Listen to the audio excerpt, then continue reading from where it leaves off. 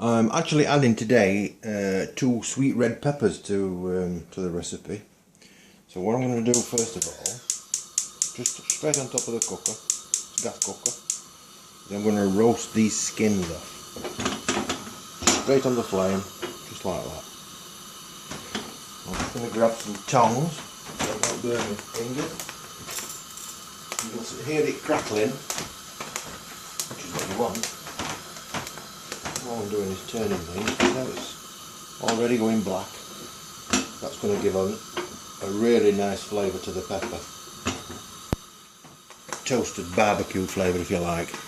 It intensifies the sweetness, it intensifies flavour. Fantastic. Much better than just putting them in raw. So I'm going to continue to turn these straight on the flame, as you can see. I can smell these already. Smell fantastic. I'm going to just keep doing this until they're black all over. Make sure to keep them moving, because you're not trying to incinerate. So just like that.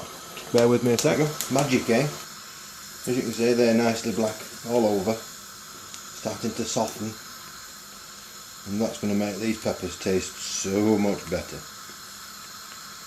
So I'll show you what to do with these now. All you need to do is put them to one side. Let them cool so you can handle them. Take the ends off, the green bits, take out the seeds and chop them babies up. Just give a quick run through of the rest of the ingredients in this. We've got some chopped parsnips, which some of them are round, some of them are half round, depends how fat it is. But they're, generally speaking, they're about 1/2 inch pieces. Same with the carrots. The fat bits I've chopped in half. The smaller ones are in rounds. Some of them are squared. Just so you've got a variety of textures and shapes. There's 4 large fat carrots. Here we've got 2 nice fat sized parsnips. Here we've got some turnip or some swede, depending on where you come from in the country. Again, we're about 1/2 inch squares.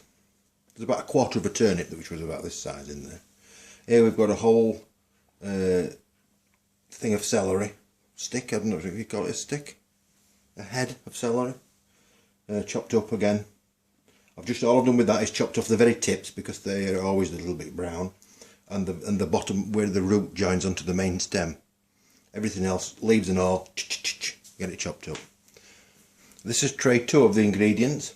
Here we've got 2 nice leeks, chopped up into circles, as you can see. Don't forget to wash them, as I've shown you. We've got 2 medium-sized onions, roughly chopped up, as you can see, and the 2 lovely peppers that we prepared earlier, and also 2 cloves of garlic, which I've just sliced fairly thinly, but quite roughly as well.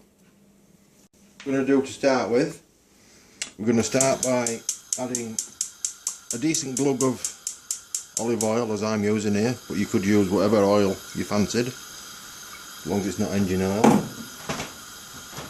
it's in a very thick pan. This one's a cast iron pan. Going to let that come up to heat, and then we're going to start adding in the ingredients. And we're going to start with the root vegetables, because these are going to be the hardest to cook. So I'm just going to get these in. Temperature will catch up in a second.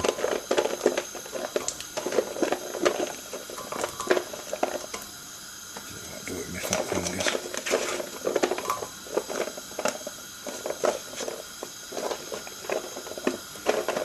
It's surprising how many people don't know or don't realise just how easy it is to cook a meal such as this. And how economical it is as well, because this meal, although it looks like to be a lot of ingredients going into it, it's mainly vegetables, which are quite cheap anyway, and also it's going to last us 2 days.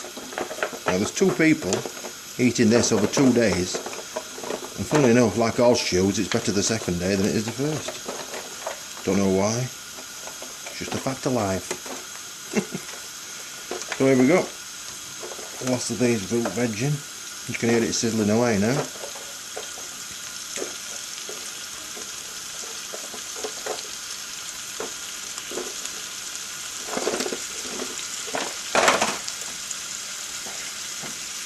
Give it a stir just to get the vegetables coated.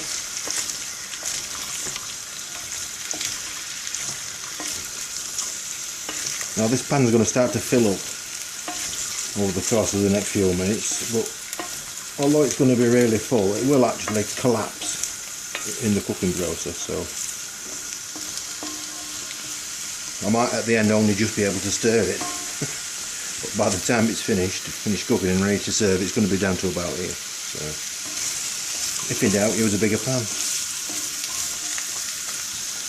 So right, that's on its way. So what I'm going to do now is I'm going to add these onions.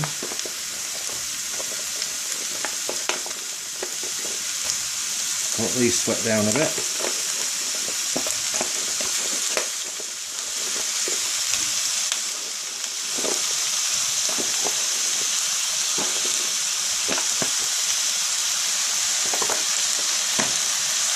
Give it another bit of a stir. Now what I'm trying to do with this part of the process, one flame, is I'm trying to get a little bit of colour on the veg. It's not necessarily that I'm cooking the veg at this point, but what I'm trying to do is get a little bit of caramelisation going on, because that's where all your flavour is going to come out. So what I'm going to do with that, I'm going to leave it. I'm going to turn it down a little bit and let it sizzle. Sizzle away for about 2 minutes or so, and then stir it again, and then leave it for 2 minutes, and then stir it again, and then leave it for 2 minutes. And by the miracles of modern science, what you'll see in a second when I come back is that these veg will have a little bit of colour on them, and then we're on to the next process. So now, hopefully you can see we've got a nice bit of caramelisation going on in that pan. Things are starting to brown, and that's exactly what you want. You like that? That's exactly what you want. That's where all the flavour is going to come from later. So now what I'm going to do is put in the rest of the ingredients, which is the celery, and I've also got about a teaspoon of mixed dried herbs and 2 or 3 bay leaves. They're going in, and the leeks, and them lovely peppers that we did earlier. So that's that. As you can see, the pan is now getting full, as I said it would. Should invest in a bigger pan really, but they're expensive, these things.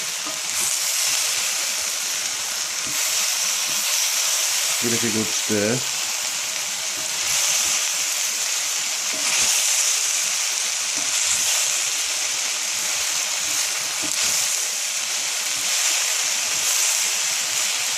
Now, at this point, get that off the handle. At this point, what I'm going to do, put the lid on, turn off the heat, and just let it sweat for a while. And really, the only purpose I'm doing that is because my pan's small, so hopefully it's going to drop. For the next ingredients, do that with you in a sec. So what we're doing now, we've got a large, heavy pan with some olive oil in it. I'm using olive oil because I like olive oil, but you can use whatever you fancy. And we've also got some plain flour with salt and pepper mixed into it. This is what they would normally call seasoned flour. So that's the flour. Just turn that down a sec. And I'm going to dip the chicken breast pieces in flour, shake it off, drop it into the pan.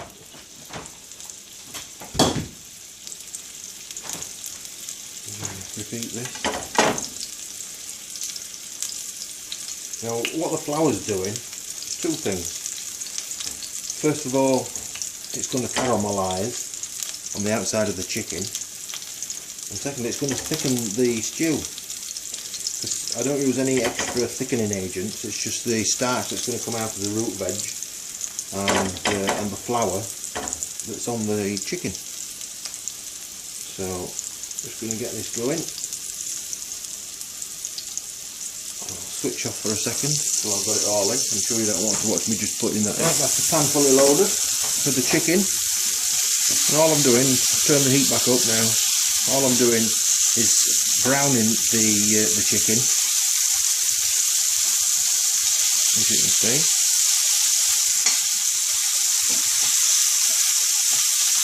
Both sides.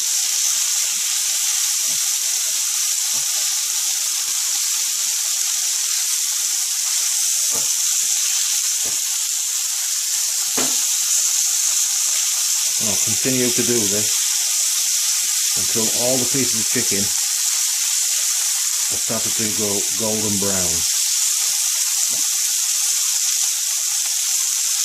That's what I'm doing now. I'll be back with you in a second.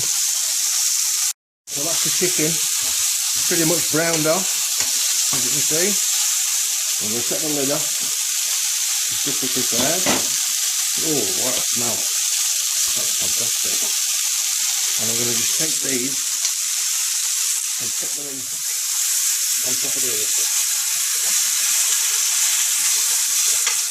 Now, if you don't want to use any chicken, you don't have to use chicken. If you're a vegetarian, because up to this point, it's all vegetables, but I like a bit of chicken. Now then, if you look at that pan, what you'll see is all this brown. Now that's what we call flavour. Now what I'm going to do, I'm going to grab some wine, and in my case, I'm using some white wine,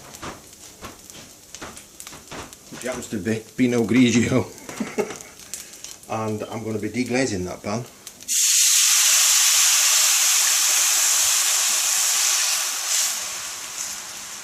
It's about 1/3 of a bottle. Again, if you don't want to use the wine, you don't have to use the wine. Use water if you want. Well, I find that the wine has a lovely flavour. You're not going to taste any alcohol. The alcohol's all going to be gone. It's just going to be left with the, well, basically grape juice. Now, into that, what I'm adding is some stock cubes. I've got 1 chicken stock cube. Actually, mine's a jelly, which I find really nice. And I'm also adding the same thing, but beef, just to intensify that flavour. Now, again, you could use vegetable ones, entirely up to you. Same thing. Now I'm going to be stirring this around because I want all them little bits off that pan. They're coming off nicely.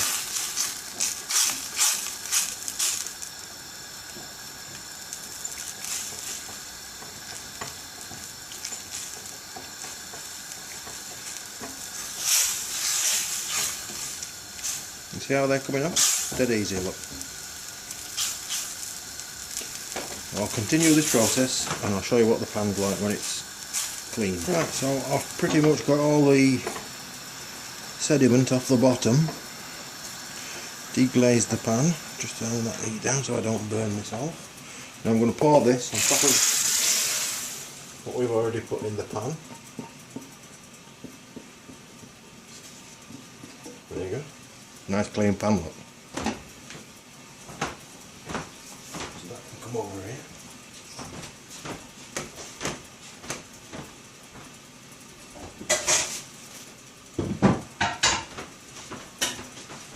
Now what I'm going to do now is I'm going to add some boiling water.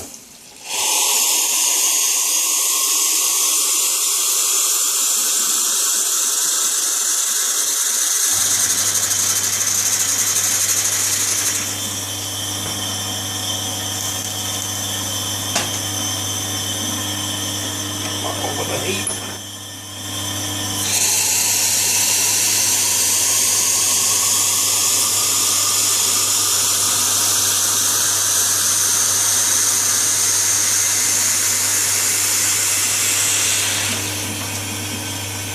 So that's about a pint of water. That's just less than a pint.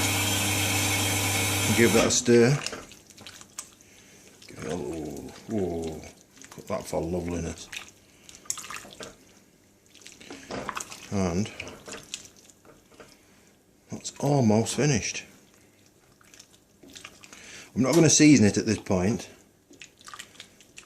because there's some seasoning in the stock cubes. Incidentally, I would have used my own stock, but we've not had a chicken, so I've not been able to make any from the carcass. But the other stuff's fantastic stuff anyway. So that's it.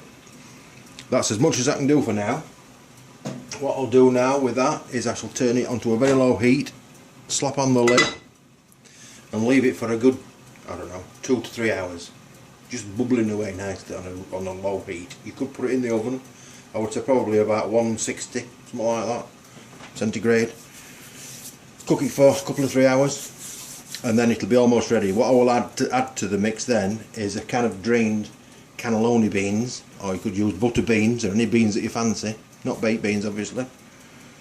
Oh, I suppose you could.